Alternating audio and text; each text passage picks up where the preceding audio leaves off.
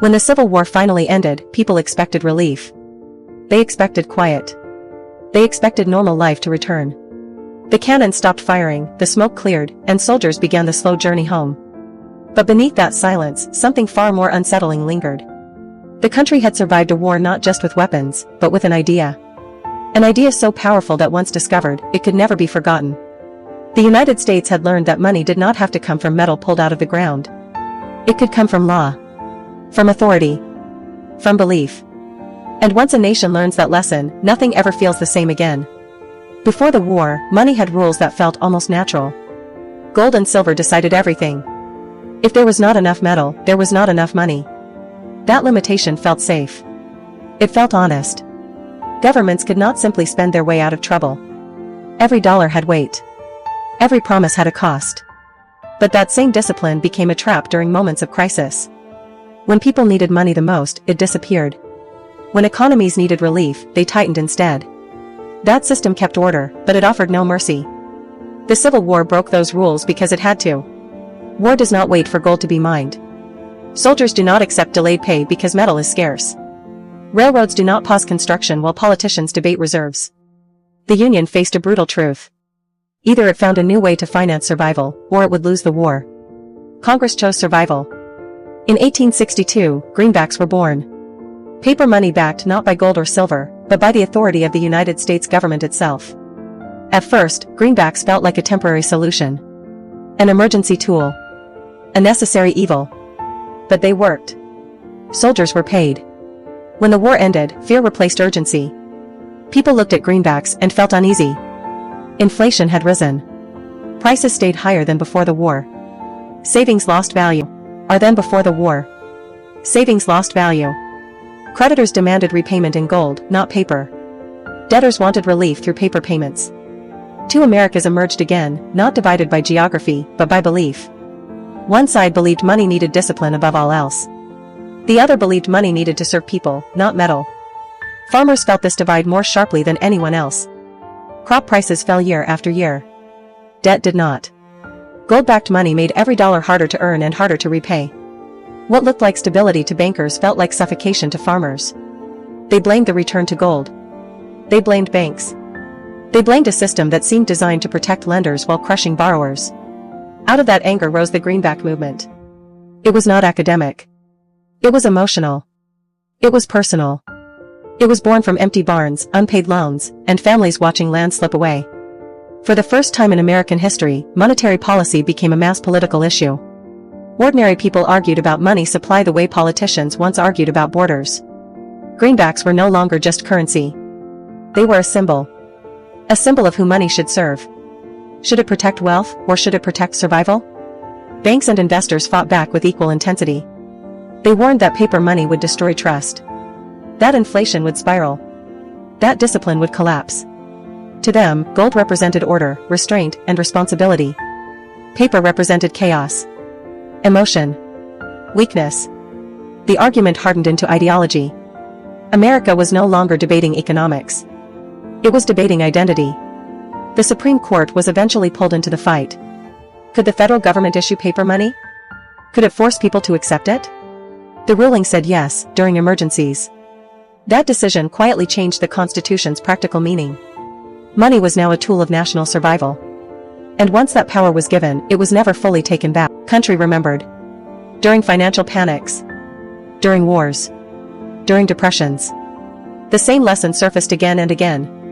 When survival is at stake, the United States does not wait for gold. It creates money. That idea paved the way for central banking. For flexible money supply. For the Federal Reserve. For every modern economic response that followed. Greenbacks changed America forever because they changed what money meant. Money stopped being a thing and became a decision. It stopped being weight and became trust. It stopped being scarcity and became strategy. The Civil War ended slavery and preserved the Union. But quietly, without ceremony, it also rewrote the meaning of money itself. And once that meaning changed, it never went back. After the greenbacks faded from daily use, many Americans tried to convince themselves the experiment was over. Gold had returned. Order felt restored. On paper, the country looked disciplined again. But underneath, something had shifted permanently. The memory of greenbacks never left the national mind. Farmers remembered them as relief. Bankers remembered them as danger. Politicians remembered them as power. The late 1800s became a quiet battlefield over money. It did not look like war. There were no uniforms or cannons. But the damage was real. Deflation ruled the economy. Each year, money became harder to find. Prices fell. Debts grew heavier. A dollar earned today felt stronger than a dollar earned yesterday. That helped lenders. It punished borrowers.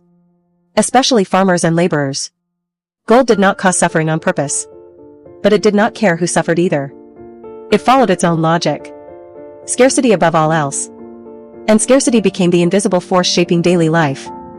A farmer could produce more crops than ever before and still fall deeper into debt. A worker could labor longer hours and still lose purchasing power. People did not talk about monetary theory at the dinner table. They talked about survival. This pressure created political explosions. The populist movement rose from this frustration. So did the free silver movement. The idea was simple. Expand the money supply. Ease credit. Let people breathe. To supporters, this was fairness. To opponents, it was madness. They feared inflation more than hardship. They believed stability mattered more than comfort. William Jennings Bryan captured this tension in a single sentence when he warned America not to crucify mankind upon a cross of gold. Those words echoed because people understood them emotionally, not academically. Gold had become more than metal. It had become a moral line. Despite the passion, gold survived. For a while. But every crisis chipped away at its authority. Financial panics exposed its weakness. When banks failed, gold did not rush in to save them. When credit froze, metal did not move fast enough. The economy needed flexibility. Gold offered rules. Then came the Great Depression. This was the breaking point. The system collapsed under its own weight. Banks failed by the thousands. Businesses shut down. Unemployment exploded. People did everything right and still lost everything. Gold stood firm while society broke. Franklin Roosevelt understood what previous leaders feared to admit. Gold was no longer protecting the nation. It was strangling it. In 1933, the United States severed the link between everyday money and gold. Americans were forced to turn in gold. The dollar was devalued. The rules changed overnight. It felt radical. Dangerous. But it worked. Money flowed again. Credit loosened. Recovery became possible. The lesson of greenbacks returned, louder than ever. When the system breaks, flexibility matters more than tradition. Gold remained part of international finance for decades, but its grip weakened. In 1971, the final link snapped. The United States ended the gold standard completely. Money became fully fiat. Backed by trust, law, and confidence alone. That moment did not feel dramatic to most people. There were no parades. No speeches ordinary citizens remember. But it marked the final victory of the idea first tested by greenbacks. Money was now policy. Completely. Today, when the government responds to crises by creating trillions of dollars, the reaction feels familiar. Some cheer. Some panic. The same arguments return. Inflation versus survival. Discipline versus flexibility. The debate never ended. It only evolved. Greenbacks sit quietly in history books. But their legacy is everywhere. Every stimulus payment. Every emergency loan. Every bailout. Every modern monetary intervention traces its roots back to that first decision during the Civil War. What greenbacks proved was not that money should be unlimited. They proved that money is a tool. A dangerous one. A powerful one. But unavoidable. Once a nation learns it can shape money to shape outcomes, it never forgets. America did not abandon gold because it wanted chaos. It abandoned gold because it wanted control. Control over crises. Control over survival. Control over its own future. The United States still struggles with that power. Inflation reminds people of the risks. Recessions remind them of the costs of restraint. Every generation relearns the same lesson from a different angle. Greenbacks changed America because they changed belief. They showed that value lives in trust, not metal. That money obeys authority before chemistry. That survival rewrites rules faster than philosophy.